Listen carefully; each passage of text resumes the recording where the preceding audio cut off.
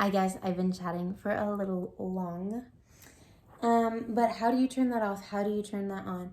How do you step into your masculine energy? Because making money and being in business, let me tell you, girl, this is not a feminine trait at all.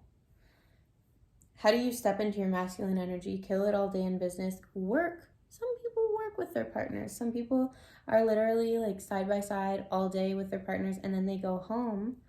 And that dynamic, believe me, is completely different than when they were at work.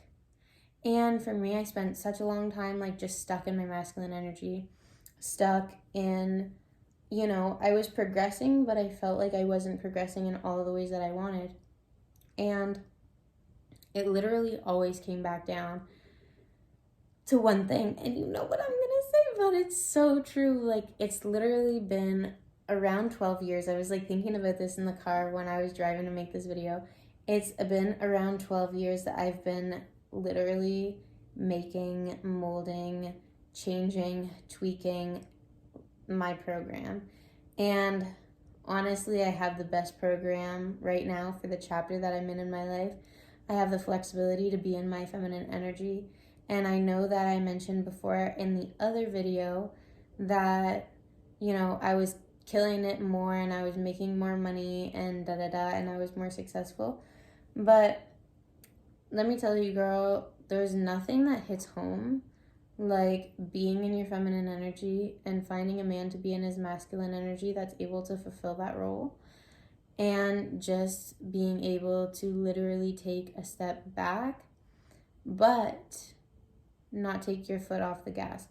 I still have clarity in who I am. I have clarity in what fulfills me. I have clarity in the fact that my program is always going to be the most important thing to me. And that gives me so much security in my relationship because I have security in myself.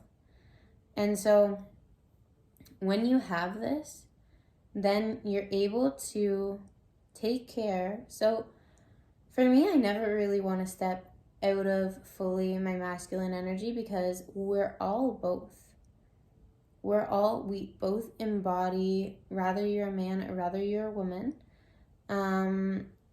whatever the case may be, like even if you don't have the same beliefs as me or the same, like I believe in a traditional relationship. The woman is at home with the kids, raising the kids, and the man is out working, making money. And for me, like, I believe in straight relationships, and that's my preference. I'm not saying that I don't believe in gay relationships, but this is my preference, and this is how I see the ideal relationship set up to be. The ideal, when I look at success and I look at happiness, I always see it in a heterosexual couple where the man takes care of the money and the woman takes care of the children.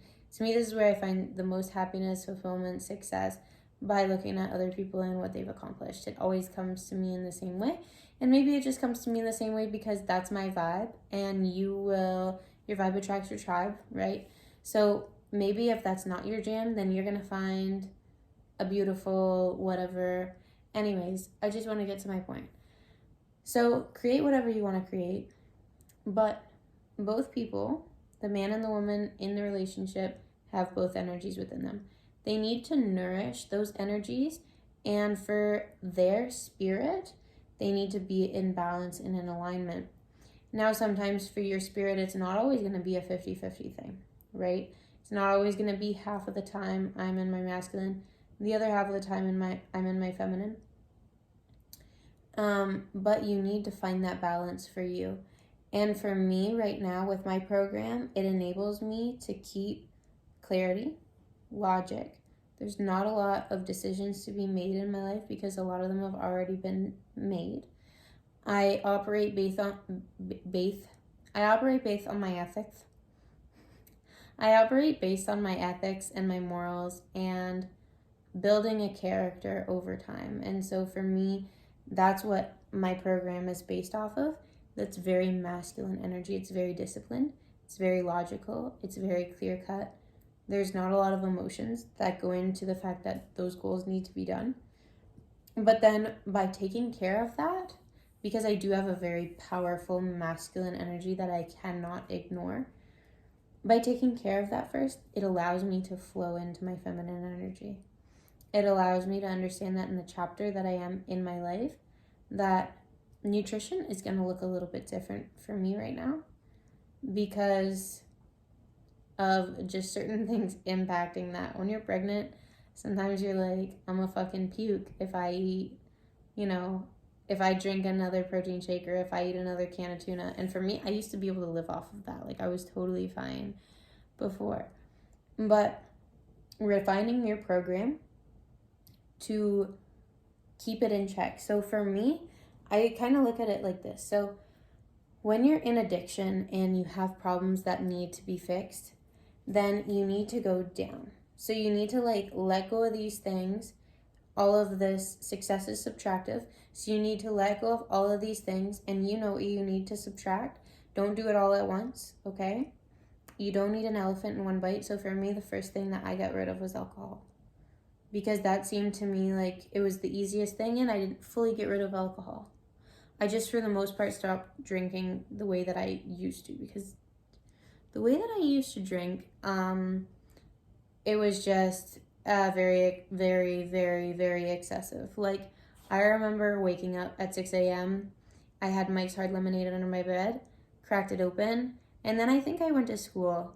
So, that's a lot. And so for me, that was the first thing that I dialed down. I didn't actually cut it out. I dialed it down, and I was very much more mindful of the times that I was going to be drinking. And then that was something that I put my focus on. And then after that, it was, let's get rid of prescription drugs and let's cut that out, because like I said, I explained in my other video, you really need to watch these one after the other, and there can't be a lot of time in between because you're going to get confused. And so then I cut out prescription drugs, and that was very fucking challenging just because of the situation that I was in my life. That I cut out. And then I started to tone down other things in my life, but it was always in phases and in chapters, and something that was manageable for me. So what I did when I started cutting those out is I was here because I was maintaining this level through Band-Aids, through pretending that I was okay, through being absent-minded as well as not fully present, because if I was fully present, I realized that I was in an incredible, immense amount of pain, that I hated the person that I was. I didn't want to look in the mirror, and I couldn't look into the mirror with pride, and there was no love there for the person that I was. So when I got rid of all of those things, I really, really went down deep into being super fucking honest. I remember crying, hysterically crying, to the point where you almost feel like you're gonna puke or pass out, and you're not sure what one, but either one is kind of fine for you, but you're really leaning towards I hope I just pass out and then I can get out of this, because it's another fucking escape. But I remember crying hysterically because I really hated who I was. I really hated the level of self-control that I had, because I felt like I couldn't control me. I wanted to stop. For me, smoking weed was a huge addiction. And I tried to reach out for help on multiple occasions with this, and we didn't actually have the information at that point in time. It probably existed, but we, in me and my circle, didn't have our hands on the information that weed was actually addictive for some people. So a certain percentage of the population, is a very small percentage of the population, can get addicted to weed. A lot of other people, it's drinking a juice that's not your favorite. It's I can do it, I can not do it. I don't really feel any different if I do it or not. And so that became that was actually my hardest addiction to deal with. It wasn't the alcohol, it wasn't the drugs, it was smoking weed, because of how intrusive that habit became into my life. I was smoking out of a bong maybe once or twice an hour regularly, smoking a fuck ton of weed. And I remember getting so high that I couldn't get any higher. On many occasions. I would keep on smoking, but there was literally no change in my high. I plateaued or something.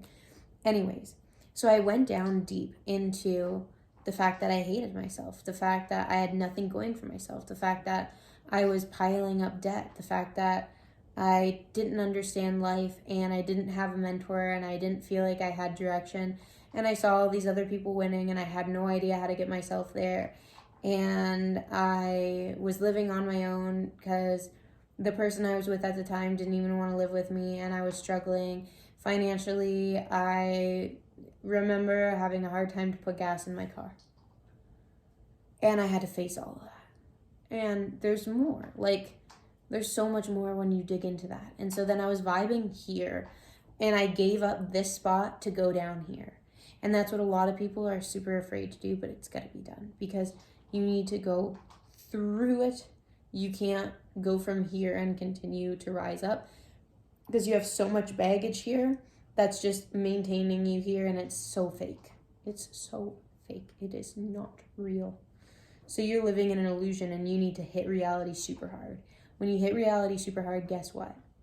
You become irate. Like for me, I was mad. I was literally fucking pissed off. I had so much energy.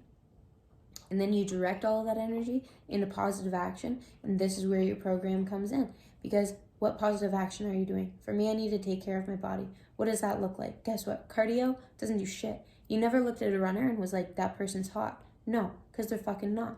You know who looks hot? Anyone that lifts weights. So you know what? For me, that's what it was. Maybe for you, it's going to spin class. Maybe for you, it's going to hot yoga. Do whatever floats your goat, okay? You know what floated my goat and 5 other goats? They were just hanging out in little tubes together like, yeah, man. Well, what floated my goat was getting shredded as fuck. And guess what? Abs are built in the kitchen. So then I needed my nutrition in check. I needed to go to the gym, okay? Well, how many times do I need to go to the gym? What does good nutrition look like? You know what that looks like? It looks like tracking your macros, tracking your calories, tracking your micros, getting your blood work done. All of those things matter. Okay, no, that's in my program, okay? What else matters? Water. Because you're like fucking 99.9% water. I don't know how we survive. But anyways, we're basically just big, tall glasses of water that walk around all day. So that's in my program. I need to nourish my mind. So if I'm like super friggin', I hate those stupid people that all that they do is lift. And you can tell.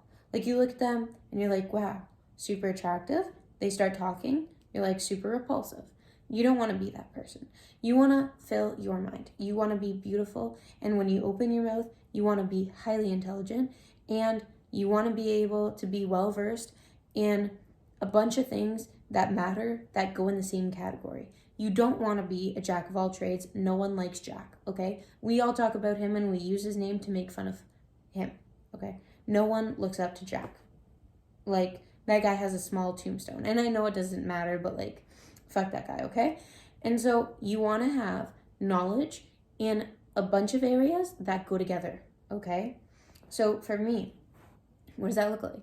It looks like I love reading about Stoics because I love personal development.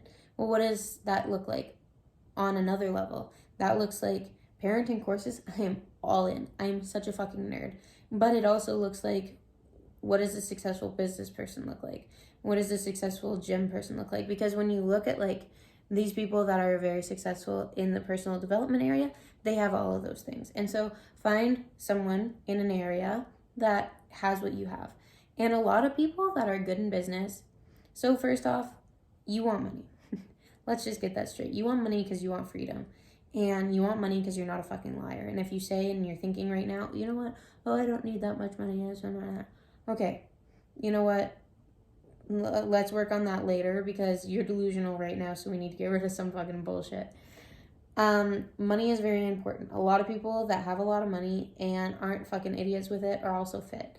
And so if you're fit and you have a lot of money, you're fucking winning at life. And you're going to find fulfillment because you're going to be able to become the person that makes it through your program and mastering your program.